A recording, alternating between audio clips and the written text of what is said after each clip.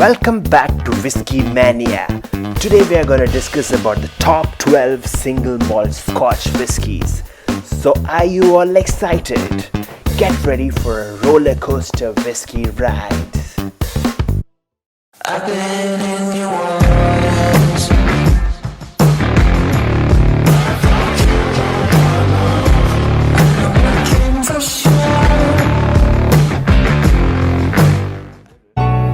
In my previous video, I discussed about what is single malt and how is it different from a blended Scotch whiskey. In this video, I have selected 12 best single malts according to me, and I will be discussing about them in this video. So starting with the first one, Highland Park. Highland Park is known for a few things that are unique within the Scotch whiskey industry, namely its fixation on all things and its remote Orkney location, which makes it Scotland's northernmost distillery. The whiskey is generally moderately peaty and matured mostly in sherry seasoned casks, with bourbon barrels used for a few expressions as well. The core range here is 12 and 18-year-old whiskies, both of which do a nice job balancing smoke with rich dried fruit flavor along with the newest non-aged Stagman Magnus. This whiskey comes from both first fill and refill sherry casks and is bottled at a lower 80 proof, resulting in a lighter and less smoky flavor that works well in cocktails. There are many other bottles to explore, with the age statements ranging up to 50 years and releases like Full Volume, which is aged entirely in ex-bourbon barrels instead of sherry casks. Highland Park does not add coloring to its whiskey as well.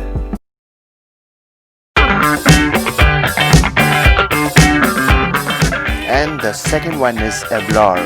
Abelour is an excellent but often overlooked single malt that is owned by French beverage company Pernod Ricard.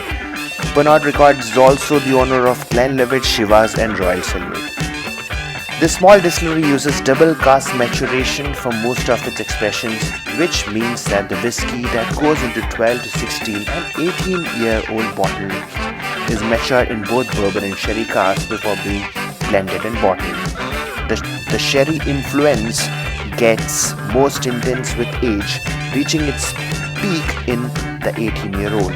But if you are really looking for a sherry bomb, try the excellent cask strength Albunda, which was most recently released as Batch 67. The non-aged statement whiskies aged entirely in Oloroso sherry casks, resulting in an intense but always delicious dram. It's rich in flavor and high in alcohol, but drinks easily despite its hefty proof.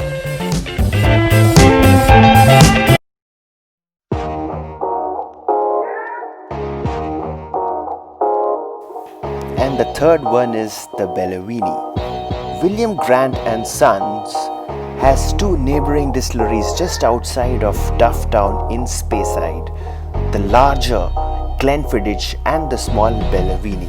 The Balvenie is arguably the more delicate and unique of the two in terms of flavor, although Glenfiddich is more popular. Balvenie malt master David Stewart has worked in the distillery for more than half a century and is still coming up with new creations. One of his crowning achievements was Double Wood 12, which launched in 1993. The whiskey is aged for 12 years in ex-bourbon barrels and hogsheads, finished for 9 months in Oloroso sherry casks, and then transferred into large tuns to allow the liquid to mingle. The whiskey in the 14-year-old Caribbean cask is finished in rum barrels, where it picks up molasses and fruit notes. There are others to try as well, including some peated expressions, a flavor profit not normally associated with the distillery, and Portwood, a 21-year-old whiskey finished in port pipes that costs a few $100. Maybe one of the best bottles in Balvenie range.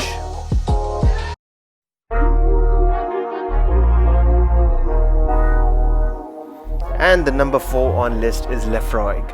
Peaty Scotch can be a very divisive issue for whiskey drinkers. Some people love the earthy, smoky rush that envelops them from nose to finish, while others think it tastes like an accurate tire fire. There are different levels of peat, of course.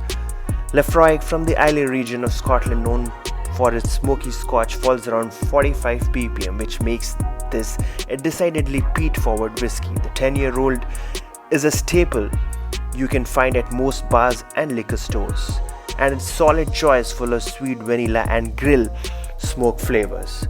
Abelour is another tasty bottle, a blend of whiskey aged from 7 to 21 years in 5 different cask types, including sherry and quarter casks. If you have the money to spend, the extra age expressions are where the whiskey really starts to take on new dimensions. At 27, 28 and 30-year-old, Laphroaig still brings smoke to the party, but decades of maturation allows a host of other elements to come into play that aren't immediately evident in some of the young expressions.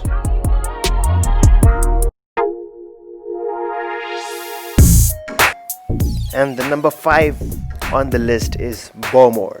Bowmore is an Islay distillery owned by Beam Suntory, which also owns Laphroaig, but the whiskey it produces is very different.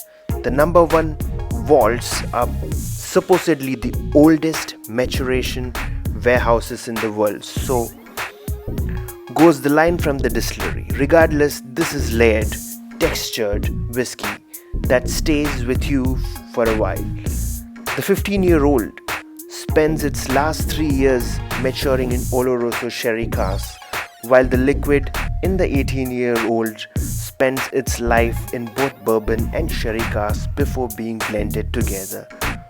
The peat is about half the ppm of Laphroaig, so while it's still noticeable, the fruit, caramel and spice flavors create a whiskey potpourri that unravels you when you drink.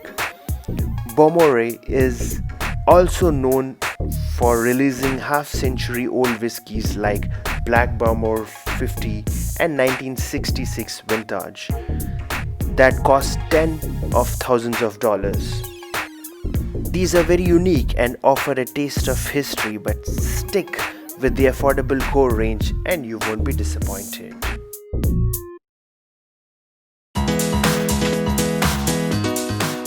And the number 6 is the Macallan. The Macallan is very well known as a fairly easy drinking whiskey. It's almost entirely aged in sherry seasoned casks sourced from Spain, giving it a creamy, fruity mouthfeel with a hint of dry spice and cocoa. There are several different ranges to try, from sherry, oak to double cask to triple cask matured. The Macallan is also famous for its incredibly expensive extra aged whiskey. For example, the Macallan 72-year-old in Laphroaig, introduced earlier this year, goes for a cool $60,000. The distillery seems to come out with new variations a few times a year, which some people view as overkill but others can't seem to get enough of. The most recent release is the Macallan Estate, which contains a portion of malted barley grown at the Easter estates on which the distillery is located. The Macallan does not add colouring to his whiskey.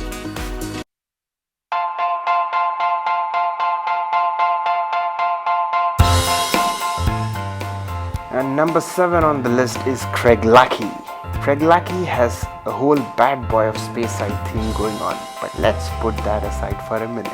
Yes, the whiskey differs from other areas in the area. It's a bit oilier, a little heavier, and it's known for having more sulfur than its competitors. While all this amount to is a whiskey that's light in appearance but rich with flavor and texture. Up until a few years ago, it was mostly used as a component in Dewar's blends. But there are now bottles ranging in age from 13 to 33 years in the core collection, each of which offers something just a little bit different. Recently, the distillery released a 51-year-old, which it decided to offer for free at special tasting instead of selling it for thousands. This proved to be a smart marketing move that generated a lot of buzz, which doesn't have the name recognition for some of its beers. Craigellachie does not add color to its whiskey as well.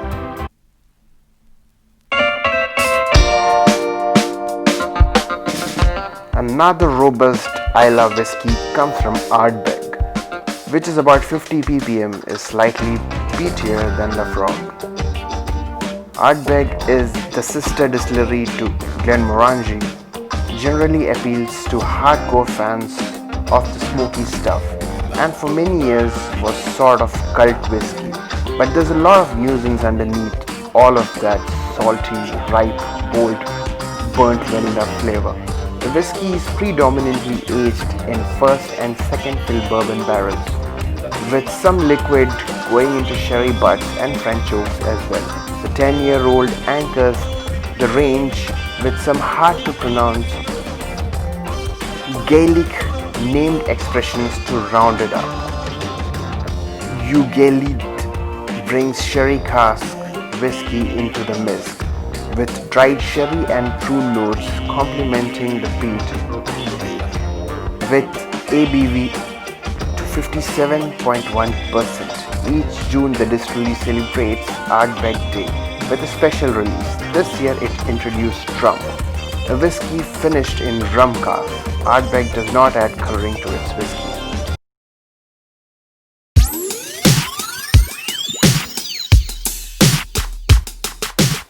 And the number 9 is GlenDronach. There are many distilleries that can be considered underappreciated. The GlenDronach certainly stands among the under-recognized. A few years ago, GlenDronach was acquired by Brown-Forman, the beverage giant that also owned Jack Daniels. So it's very likely that this distillery will become more popular, and that's a good thing. Like the Macallan, its focus is on sherry cask maturation, but the whiskey produced here is entirely different. It's aged in a combination of PX and Oloroso sherry casks, giving it a range of flavor from sweet to baking spices. The GlenDronach does not add colouring to its whiskey.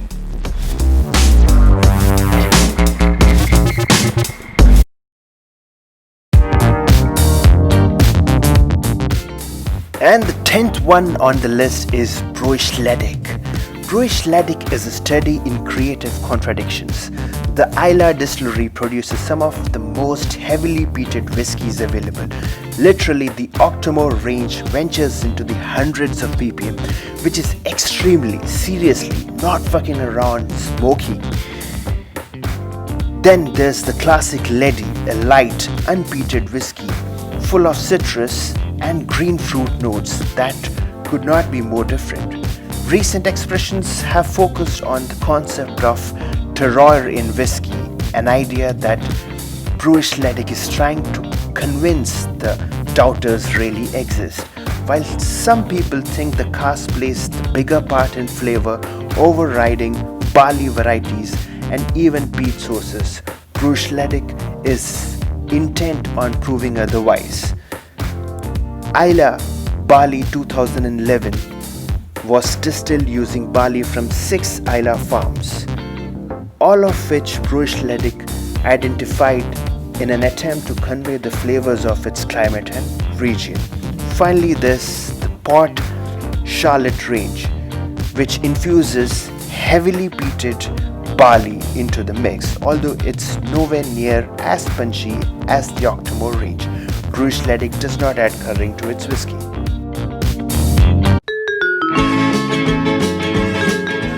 And the number 11 is Talisker. For a whiskey that is not quite as smoky as those found on Islay but still packs an enjoyable peaty punch, Talisker is the way to go. This distillery, one of the just two making whiskies on the Isle of Skye, makes a balanced whiskey with vibes of campfire smoke, a bit of butterscotch and a dash of ripe berries. Talisker's core range consists of 10, 18 and 25-year-old expressions. The liquid is mostly aged in ex-bourbon casks with some sherry but matured whiskey as well. Talisker Storm, a non-aged statement whiskey, that is also part of the core range, uses liquid from various cask types to create a blend that the distillery says employs a fuller range of available stock. And the last one on the list is Glenmorangie. Glenmorangie, the distillery's core 10-year-old expression, is an approachable and tasty whiskey that will appeal to even the most hesitant Scotch drinker. The liquid is pale gold with a flavor that is slightly sweet and fruity and a nose full of vanilla and spice. Drink this one neat or make a cocktail with it. It is a versatile whiskey that plays well with others. From there, the Glenmorangie range expands exponentially. There are barrel-finished bottles like Quinta Reuben. Other expressions play with bespoke oak barrels, wild yeast strains, or chocolate barrel in a mushy bill. And of course, Glenmorangie has its fair share of really expensive aged releases. The Macallan can't be the only one doing this on the regular after all. So those were the 12 best single malt whiskies according to me. Guys, if you have any suggestions, please comment on this video. Also, please like, share and subscribe to this channel. In my next video, I'll be discussing about 7 Japanese whiskies that is worth buying. Thank you and see you next time.